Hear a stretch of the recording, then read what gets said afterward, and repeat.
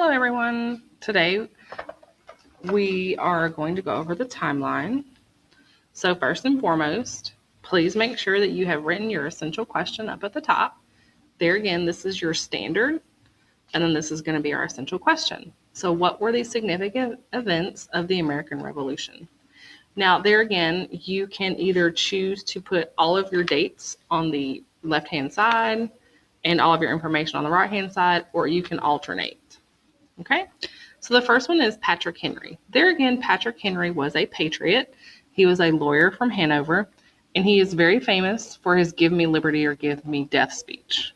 So that was on March 23rd, 1775. And so the most important thing to understand about him is, as a patriot, when he gave that speech, he was giving that speech to persuade those people to break away from Britain. And it was given at the Second Virginia Convention at St. John's Church. And it was a very rousing speech. And so he was able to persuade those to go ahead and want their independence, or want to declare their independence. All right, so our next one is the battles of Lexington and Concord. They're again very important because it was the first military battle of the American Revolution, meaning this is what started the American Revolution. So it was between the Redcoats and the Minutemen. Redcoats are going to be your British. There again, they had bright red coats. Also, sometimes they were called lobsterbacks. And then, of course, the militia, the Continental Militia, or the Minutemen. The reason they were called Minutemen is because they could literally be ready in a very short amount of time to fight against the British. The British ended up losing about 273 troops, and the Americans lost 95. There again, the most significant part of that, it was the first military battle of the American Revolution, and this is what started the American Revolution. Okay. Our next one is the Battle of Bunker Hill. So the Battle of Bunker Hill was only 2 months after Lexington and Concord. And even though the colonists ended up losing, or the patriots ended up losing, it boosted their morale because it was very close. A lot of people in Europe and in the colonies believed that this was going to be a very easy war. The British were out. They had superior weapons, they had superior troops, and so it was going to be no match at all. Well, because this was so close, there again, even though the Americans lost, their morale was boosted or raised, and they thought to themselves, yes, we can do this. It also made the British realize, hey, it's not going to be over in a short amount of time. This war is going to be long.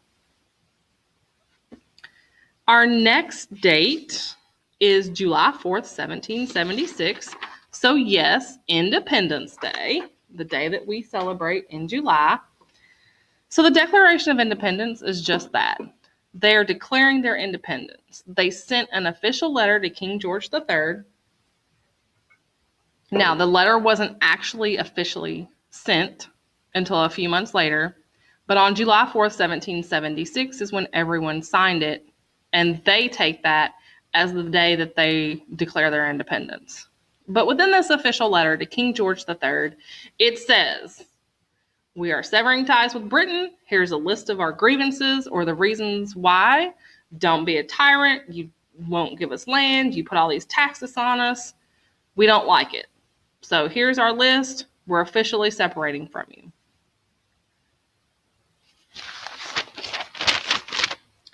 Our next one is the Battle of Saratoga. There again, the Battle of Saratoga is very important because it marks the turning point in the war. It was an American victory. With this American victory,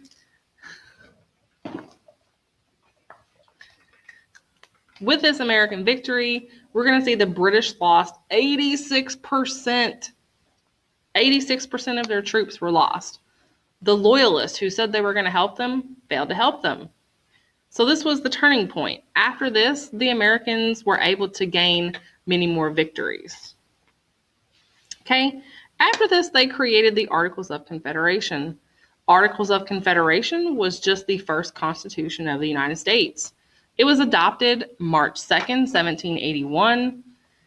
And it was approved by the Second Continental Congress. Remember that Second Continental Congress was created after the First Continental Congress failed, and it is considered the first government of America.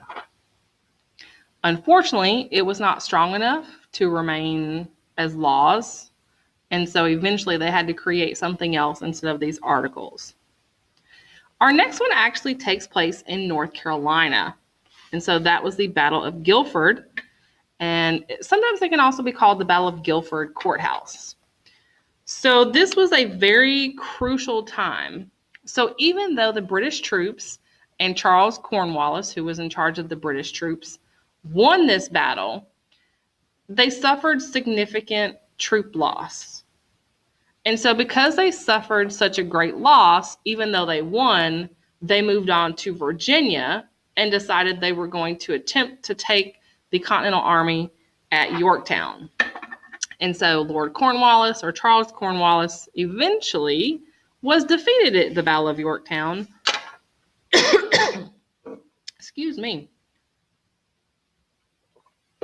And in this, Cornwallis surrendered to General George Washington. And on October 19th, 1781, the American Revolution ended fighting. Well, in order to officially end any war, you have to sign a document. Those documents are called treaties. So the Treaty of Paris was signed a couple years later. So it took 2 years to finalize this treaty on September 3rd, 1783. Within this treaty, it officially ended the American Revolution and said, hey, yes, America won, they're independent, and we also are going to give them the land that we gained during the French and Indian War. And there again, of course, because the Articles of Confederation didn't work, they have to create their own constitution. So they came up with a fancy name called U.S. Constitution, and it is just the basic principles and laws of the United States. Now, there are 3 different dates. The first date, September 17th, 1787, is when it was written, when it was finished, and then it had to be sent to the states to look over and say, yes, we agree, no, we don't agree. And it took 2 years for the states to agree on the information that was in there. And then, of course, once they ratified it, they were like, oh, wait, we should have put this in. Oh, wait, we should have put that in. And so the Bill of Rights, the BOR, Bill of Rights, finally were added in 1791. The Bill of Rights are the first 10 amendments to the Constitution. It gives us our rights to life, liberty, and property. It talks about fair trials. It talks about housing troops, search and seizure, all those things are in the Bill of Rights. Today we have 27 amendments. In order to add an amendment, it has to go to Congress, and Congress has to vote yes or no. We've had thousands of amendments come to Congress, but only 27 of them have actually been added. So you can't change the Constitution without an amendment. If you have any questions, let me know. Thank you. Have a good day.